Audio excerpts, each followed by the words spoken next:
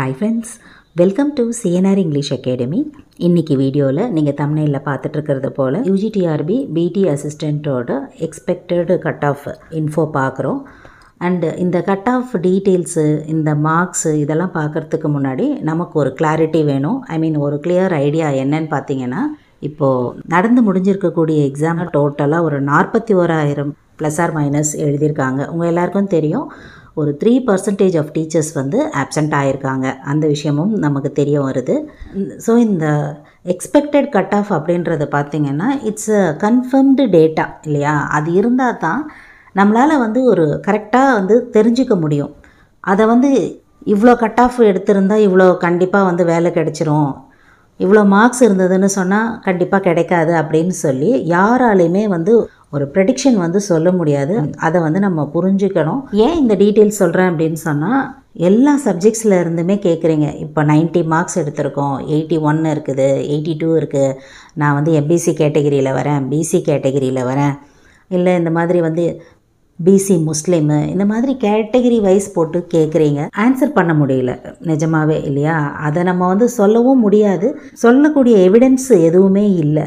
யார் சொன்னாலுமே சரி, இந்த கட் ஆஃப் இந்த விஷயத்தை வந்து தயவு செய்து கொஞ்சம் யோசித்து அதுக்கப்புறம் அதுக்குள்ளே இருக்கக்கூடிய உண்மையை புரிஞ்சுக்கோங்க. அதுதான் மெயினாக சொல்ல வந்த விஷயம். ஓவராலாக பார்த்தீங்கன்னா, எந்த சப்ஜெக்ட் எடுத்துக்கிட்டாலும் சரி, ஈஸியாக டஃப்பாக மாடரேட்டாக அப்படின்னு கேட்டிங்கன்னா, மேக்ஸிமம் வந்து டஃப்னஸ் தான் அதிகமாக இருக்குது. அதுக்கு முன்னாடி தமிழ் எலிஜிபிலிட்டி சொல்லவே தேவையில்லை. எடுத்திருக்கக்கூடிய ஸ்டாண்டர்டு கம்மியான ஸ்டாண்டர்டாக இருந்தாலும் அவங்க கேட்டிருக்கக்கூடிய மெத்தட் வந்து பார்த்திங்கன்னா ரொம்ப ரொம்ப டஃப்பாக தான் கேட்டிருக்காங்க. இப்போ 150 கேள்விகளில் புணர்ச்சி விதிகளை பற்றியோ இந்த மாதிரி டஃப்பாக இருக்கக்கூடிய இலக்கண பாட்டு வந்து ஒரு 150 கொஸ்டின்ஸ் ஒரு பிஜி கேட்டகரியில் எழுதுகிறாங்கன்னு வச்சுக்கோங்களேன். அதில் ஒரு 10ஓ 20ஓ இருந்ததுன்னு வச்சுக்கோங்க, இட் இஸ் ஈஸி இல்லையா? 130 மதிப்பெண்களுக்கு அவங்க போராடலாம். கரெக்டாக எழுதுகிற பட்சத்தில் ப்ளஸ் ஆர் மைனஸ் அமையலாம், it is okay.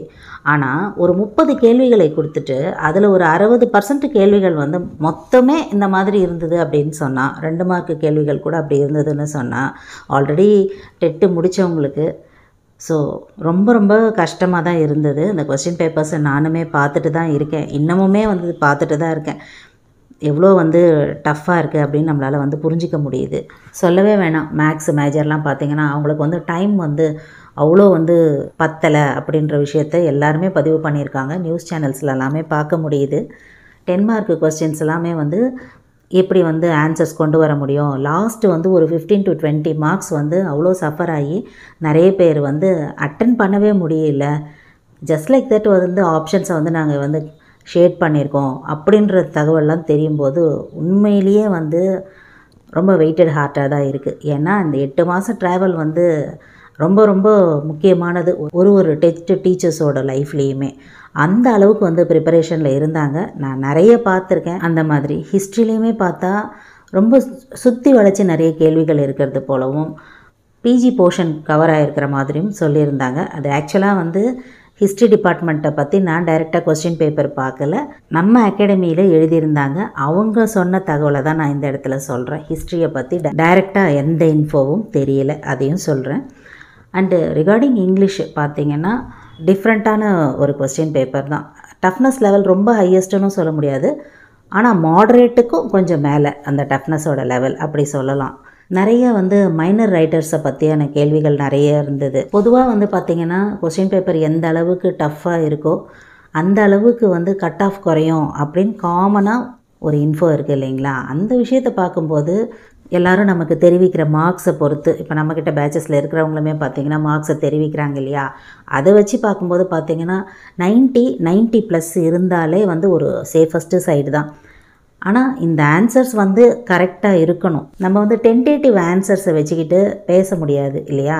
Government confirmed answers கொடுக்கும்போது நம்ம அந்த மார்க்ஸ் அந்த நம்பர்ஸ் நமக்கு அதில் இருக்கணும். மேபி அதில் 1 or 2 சேஞ்சஸ் வந்தாலும் மாறுறதுக்கான வாய்ப்பு இருக்குது இல்லையா? ப்ளஸ் வந்து பார்த்திங்கன்னா 2013 முடித்தவங்களுக்கு 5 மார்க்ஸ் இருக்குது. அந்த மாதிரி மார்க்ஸ் வேறு இருக்குது இல்லைங்களா? அதையுமே நீங்கள் ஆட் பண்ணி ஒரு 90+ 95 அப்படிலாம் இருந்ததுன்னா நல்ல ஸ்கோரு தான், பயப்படாமல் இருக்கலாம், அதில் எந்த டவுட்டும் இல்லை. அதே மாதிரி பார்த்திங்கன்னா மினிமம் பாஸ் கேட்டகரி வந்து பார்த்திங்கன்னா தனித்தனியாகவே வந்து கொடுத்துருக்காங்க பாருங்கள், நோட்டிஃபிகேஷனில் இருக்குது.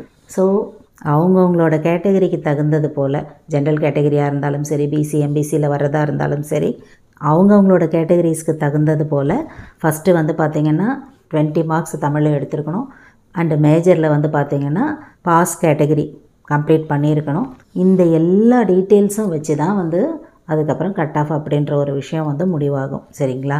டிஆர்பிக்கு கால் பண்ணியும் நம்ம வந்து கேட்டிருந்தோம். இந்த வீக்குக்குள்ளவே வந்து பார்த்திங்கன்னா டென்டேட்டிவ் ஆன்சர்ஸ் வந்து வெளியிட்டுருவாங்க அப்படின்னு சொல்லியிருக்காங்க.